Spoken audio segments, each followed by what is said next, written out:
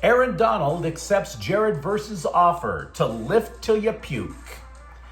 There is a path for the Kings to go big game hunting in NHL free agency, and the Clippers may have no choice but to forge an even longer relationship with James Harden. Good morning.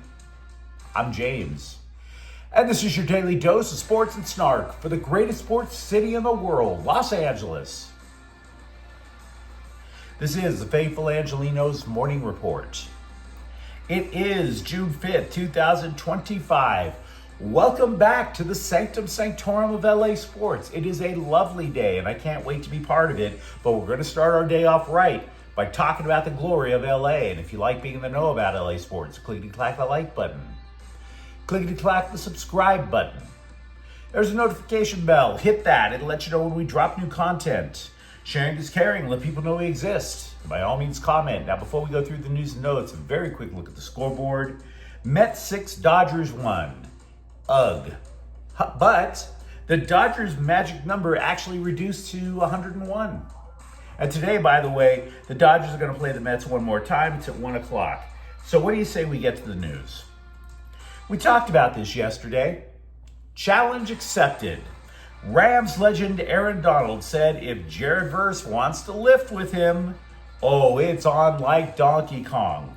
Now, we don't have a date yet, and Donald is claiming it'll be an old man retirement workout. Like he's saying, oh, take pity on me. I must drink my Metamucil first and adjust my truss down below so that it doesn't pinch my sagging family jewels.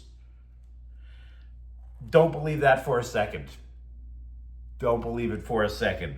We know how much Aaron Donald loves lifting him some weights and laughing at people who can't keep up.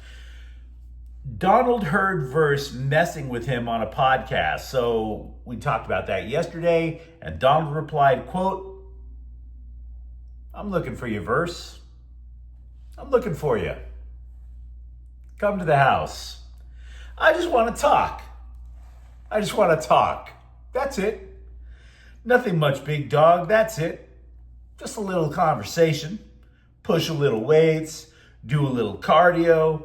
The old man retirement workout. Let's put you through it. See what you can do.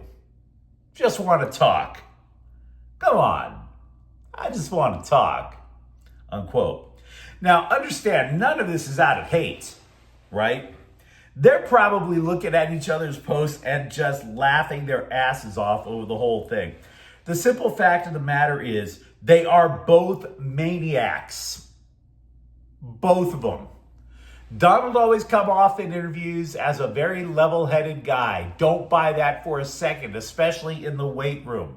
The stories of Aaron Donald making people puke, even a Make-A-Wish patient puke in the weight room. Those stories are legion. They would love to either one of them would do whatever it takes to be, or in Donald's case, remain the face of defensive excellence for the Rams. And if that means lifting weights, so be it. So who you got? Who pukes first? The surefire NFL Hall of Famer or the Defensive Rookie of the Year? Now, I'm taking Donald. Why? Because when it comes to puking, younger men will just blow through that stop sign. Am I right? It was true when I was young. It's true now. Also with the Rams, I don't normally care much about this trade almost happened stories, because you will see them every so often. I don't give a damn about them for two reasons. One, the trade didn't happen, right? That's like me going, hey, bruh, see that girl over there? We almost had sex. It would have been awesome. Meanwhile, your friend is looking at you like, why would you tell me that? There's no proof it was ever going to be a thing. Stop it. You don't have, she said no. The other reason is, again, we normally don't have actual proof that a trade was about to happen. But this time, the Carolina Panthers released a clip. Why, I don't know. But they actually released a clip where the Rams were trying to move up from 26 all the way up to 8th overall. Now, as we know, the Rams eventually traded out of the first round, and Carolina took a wide receiver with the 8th pick, Arizona's Tetroya McMillan. We don't know who the Rams would have taken. Maybe they would have taken McMillan. Maybe they would have taken Michigan tight end Colston Loveland. After all, the Rams did take a tight end with the first pick after trading back. But none of that is the reason I bring this story up. When the Rams trade up, they are willing to F the picks. We know this, right? So if they were willing to go old school and F the picks, does that mean that they think that they're just a player away? Fair question, wouldn't you say? Considering their history. The LA Times, which is always on the hunt for stories that blast Christianity, reports that former Rams long snapper Jake McQuaid rose during a Catholic Mass on Saturday and demanded an answer. Not did God exist, not can you further explain the idea of Jesus dying on the cross for all of our sins. Nope, he wanted to know, did two priests watch porn on a parish computer? This was apparently investigated. It was over in Cincinnati, Ohio. There was apparently an investigation into such a matter. The report stated that no wrongdoing was substantiated. Which, to be frank, it's not that hard to substantiate if somebody watched porn. You get an IP address, you go through the search history, oh, Pornhub. But that wasn't enough for McQuaid, who made enough of a ruckus during Mass, during the celebration of the Lord. He made enough of a stink to where the police had to get involved. So, I just have two things to say about this. One, I'm Catholic. You don't have to be Catholic, right? I love being Catholic, but the sacrament of confession is private for a reason if there was porn being watched. And two, while I don't know if the priests were watching porn or if priests watch porn as a fact of habit, I'm just happy that the priests were looking at me when I was a little kid. I believe in God, but I also keeps it real. I'm glad I wasn't looked at like that when I was a little kid. Boy, am I happy I was an ugly kid. What do you say we switch topics? That was a good chunk of Rams news. Take none of what I'm about to say as a hot, sticky rumor, a hot, moist rumor about the Kings. I simply want to give you possibilities because new general manager Ken Holland said he wants to be aggressive. He doesn't think the Kings are that far off. The Kings went into the offseason knowing they'd have almost $22 million in cap space. Almost. Now that would drop dramatically simply if they decide to keep both defenseman Vladislav Gavrikov and forward Alex Laferriere. Gavrikov is actually ranked the 8th best free agent out there by The Athletic. Super dependable, super useful. Websites that claim to know what players are worth said that if they keep both Gavrikov and Laferriere, it would lower that cap room from $22 million to $10 million. Now that could, in theory, keep them out of the running for an elite free agent winger, such as the number one available player, or the consensus number one available player, Toronto's Mitch Marner, who should expect a deal that pushes 11 mil. Close, but no cigar with the Kings cap space, right? And this dude would check a lot of boxes off for the Kings. He's entering his physical prime at 28, and much like Anze Kopitar did for many years, he was elite at both ends of the ice, offensive and defensive. Moreover, he is a winger. Kings are set at the center position, right? They need wingers. So what would it take to land Marner? Would you be willing to trade away a player? Would you be willing to trade away a player that many of the fans love? Would you be willing to trade away Trevor Moore? Look, Moore's contract averages out to a little more than $4 million a year, right? Unlike other players on the Kings, he doesn't have a no trade clause in his contract. So if you're looking to maybe create cap space that'll give you that 11 million plus about 3 million more, to me, that's the path the Kings could consider. Meanwhile, The Athletic did a deep dive into who could be on their way out. You may recall at the trade deadline last season, bloggers were hyping up a Quentin Byfield blockbuster. Look, didn't happen then, not happening now. Stop it. Stop it, bloggers. Stop at the clickbait porn. You're not going to get us to whatever. As for who should be packing their bags, it's actually kind of obvious. The Kings roster is pretty much set. We listed goalies Phoenix Copley and Dave Rittich. That's obvious. The Kings may not be as deep in their prospect pool as they used to be, but they're definitely thick when it comes to goalie prospects for the future.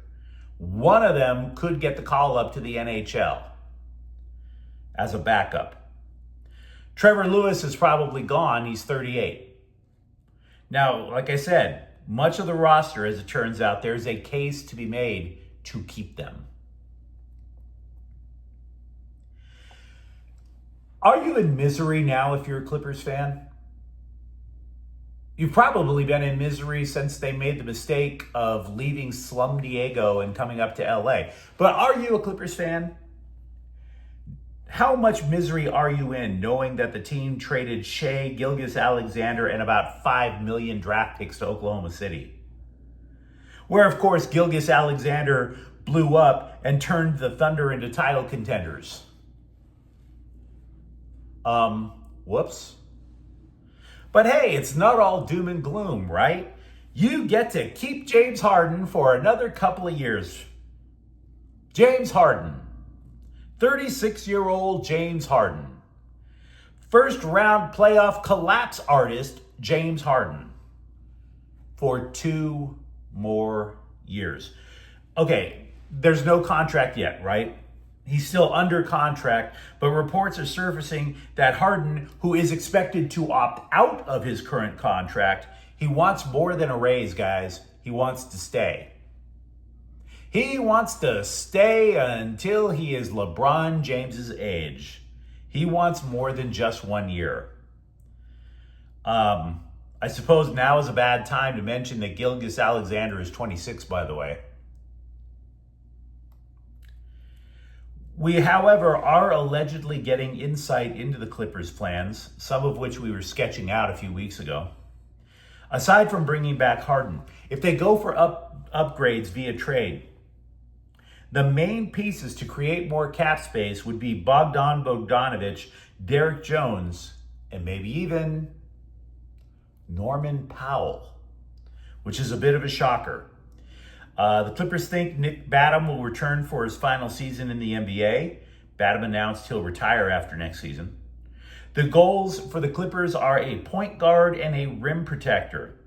We do not know if they want to keep first overall pick turned career useless person Ben Simmons. The NFL Network reports Denver summoned last year's leading rusher for the Chargers, J.K. Dobbins, for some chat for some bunch and pie. The discussions are expected to continue today, which means he's probably going to get a job offer from the Broncos. Now, if so, this would be a fair outcome for the guy. He's always been injury prone, and to be honest, he's also been very full of himself. But he did rush for 905 yards last year. Even though the Bolts boosted their running back room via draft and trade, they kept Dobbins with a little used thing called the unrestricted free agent tender. For whatever reason, they wanted to keep him around. And I'm assuming it's because if Denver does offer Dobbins a gig and it's accepted, I'm assuming that means that the Broncos would have to offer the Chargers some compensation, like a 7th round pick or something silly. Let's be real about this. Dobbins wasn't going to play for the Bolts. He may not be as dominant as he thinks he is, but he damn sure is better than a 3rd string running back. So yeah, if this happens, it's a just outcome. Give the guy some carries, for Pete's sake. The Chargers also signed outside linebacker Bud Dupree to an extension. He played every game last year for the Bolts, 6 sacks. Max Muncy for the Dodgers is hitting again. Actually, he's raking. 5 home runs in his last 5 games. He hit 2 of them on Tuesday, including one in the 9th that pushed the game into the extras where the Dodgers eventually won. Now, he's not totally out of the woods yet. His defense is still terrible. But you might be able to say that after watching Chris Taylor and Austin Barnes get clipped, he got the memo. He had to at least do something on the field or else he was going to be on the next Amtrak out too. Now, to be fair, Muncy, his coaches, and his teammates, all of them said that Muncy was hitting the ball hard for a month. He just wasn't getting the results yet. And now, he apparently is. We are at the stage of the NCAA basketball transfer portal where pretty much anything left is at the bottom of the Walmart bin. And we know it's the bottom of the bin because the vast majority of the choices are Ivy League players. Any other walk of life, an Ivy League degree opens doors. In basketball, they're like, ooh, perfectly executed bounce pass. Your girlfriend Muffy must be so proud of you. What fundamentals. USC, I bring it up, has added former Dartmouth guard Ryan Cornish. Ryan Cornish. If I could just tell you to picture in your mind what an Ivy Leaguer would look like, what would be on his birth certificate, it would be the name Ryan Cornish. He will wind up replacing the fleeing Frenchman, Keza Giffa. Now, USC right now has 12 scholarship players. They need 1 more before the season starts. Maybe Harvard has a guy who knows how to set a backdoor pick. Who knows? But you let me know what you think in the comments thread. Talk to me about who you got, Aaron Donald or Jared Verse in a lift-off. And for that matter, do you actually expect the Kings to go for gold in the free agent offseason? And if you enjoyed the content, don't forget to subscribe to Faithful Angelenos. We're talking LA sports every single day here. Thank you for watching. I'm James, and we'll be back tomorrow. Faithful Angelenos is a Kian Corte El Queso production. Take care.